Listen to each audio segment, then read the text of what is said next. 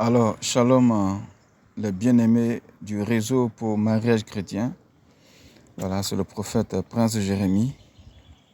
J'espère que la semaine s'est bien passée pour vous et que vous vous êtes bien réveillés.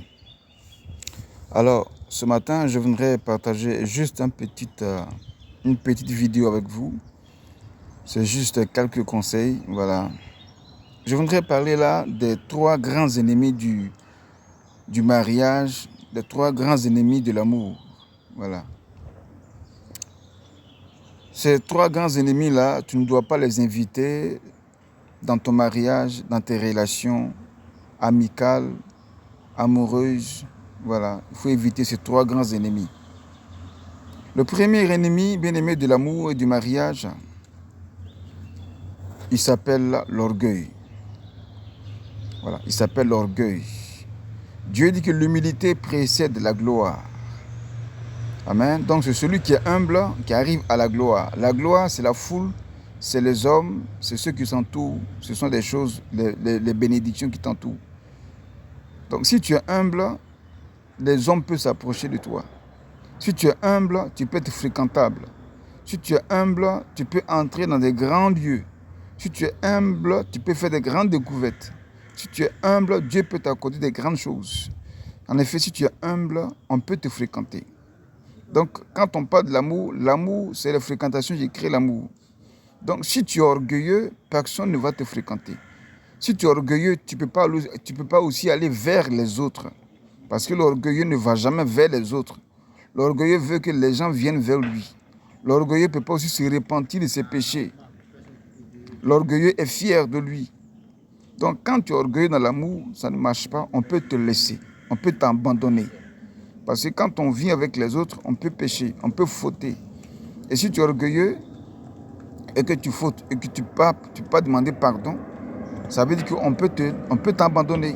Donc l'orgueil n'a pas sa place dans l'amour. Si tu es orgueilleux, que tu veux parler d'amour, laisse-moi te dire que on va t'abandonner. Ton mariage, tes relations sentimentales n'iront pas loin. Donc c'est ceux qui sont humbles qui se marient. Si tu es orgueilleux, tu ne vas jamais te marier.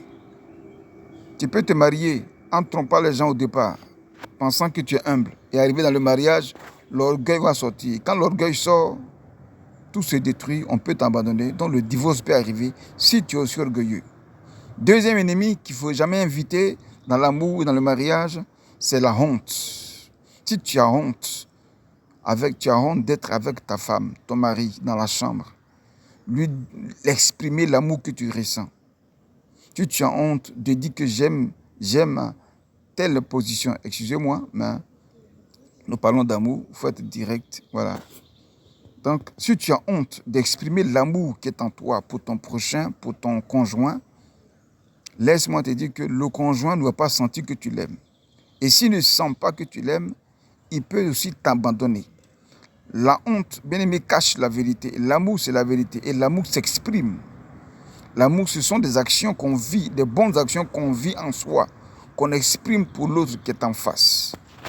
Et généralement, ce que j'ai constaté, j'ai même publié la vidéo sur la page du réseau, voilà, les Blancs ne cachent pas leur amour. Le Blanc t'aime, que ce soit un homme, une femme, il va t'exprimer directement qu'il t'aime ou bien il ne t'aime pas. Voilà. Et chez les Africains, il y a beaucoup de honte, surtout les femmes africaines. Elles ont honte de dire à son conjoint « je t'aime ». Elles ont honte de dire à son conjoint « je t'embrasse ». Elles ont honte de dire à son conjoint « tu me manques ». Mais le Blanc est capable de dire « tu me manques ». Le Blanc est capable d'embrasser sa femme publiquement.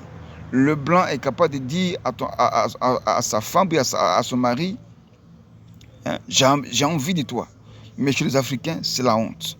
La honte n'existe pas dans l'amour. Si tu emmènes la honte dans tes sentiments, dans l'amour, laisse-moi te dire que ton mariage sera détruit. Voilà. Donc, il faut éviter la honte. C'est très, très important. Des conjoints dans une chambre, surtout les femmes, certains ont honte de se mettre nus, même devant son conjoint, devant son mari. Tu as honte. Adam et Ève, dit la Bible, dans le jardin d'Éden, n'avaient pas honte. Pendant qu'ils étaient nus, ils n'avaient pas honte. Amen. Il n'avait pas honte. Donc, il n'y a pas de honte dans l'amour, il n'y a pas de honte dans le mariage. Parce que la honte cache la vérité. La honte couvre l'amour. L'amour, c'est la lumière. On ne peut pas cacher l'amour qui est semblable à la lumière avec la main. Troisième ennemi qu'il faut éviter, bien aimé, dans le mariage, dans l'amour, c'est le mensonge. Le troisième ennemi qu'il ne faut pas inviter dans le mariage, dans l'amour, ça s'appelle le mensonge. L'amour, c'est la vérité, dit la Bible, selon 1 Corinthiens chapitre 13, versets 1 à 6. Voilà. La Bible déclare que l'amour ne fait point de mal. Donc tout ce qui est mal n'a pas sa place dans l'amour. Donc le troisième ennemi, c'est le mensonge. Et la Bible déclare que Satan, le diable, est le père du mensonge. Donc celui qui ment dans l'amour, celui qui ment dans les relations sentimentales, est en train d'inviter le diable dans son mariage, dans ses sentiments. Et quand le diable arrive, ce n'est pas pour arranger les choses, mais c'est pour les détruire. Amen. Celui qui ment dans l'amour, il introduit l'hypocrisie. Celui qui ment dans l'amour, il introduit la ruse. Celui qui ment dans l'amour, il introduit un esprit du serpent, l'esprit de la séduction. Amen. Donc le mensonge n'a pas sa place dans l'amour. Parce que si tu mens au départ, faisant croire ce qui n'existe pas, à la fin tu peux te rattraper par la vérité. Et si la vérité rattrape le mensonge, comprends que tu viens de perdre l'amour, tu viens de perdre ton mariage. Et la remarque que je fais, beaucoup de femmes, à 70%, quand dans le début des fiançailles, des préparations du mariage, elles mentent beaucoup. Elles savent tout faire. Elles savent tout faire. Et vers la fin, ce qu'elle a dit, on constate qu'à la fin, que ce qu'elle a dit n'est pas capable de le faire à la fin. Ça devient quoi? Un mensonge. Amen. Ça devient un mensonge. Je vais vous raconter une petite histoire. C'était un couple, voilà, des personnes un peu âgées, mais pas trop âgées, voilà, plutôt, pas trop âgées, mais un peu âgées. La femme, ce jour-là, dans les fiançailles, elle était prête à tout faire. Elle a même demandé des habits des enfants du monsieur, voilà, des grands enfants. Hein. Elle est dans les fiançailles, elle venait à la maison et elle a demandé à laver les habits des grands enfants. Un jeune homme. Elle a lavé ça une fois. Pourquoi? Parce qu'elle voulait se marier. Juste après le mariage, elle n'a plus demandé les habits de ce jeune homme-là, de ce fils-là, à laver quand elle est venue à la maison. Pourquoi elle a fait ça? Parce qu'elle voulait se marier. Ça, c'est une ruse et c'est un mensonge. Donc, le mensonge n'a pas sa place dans l'amour.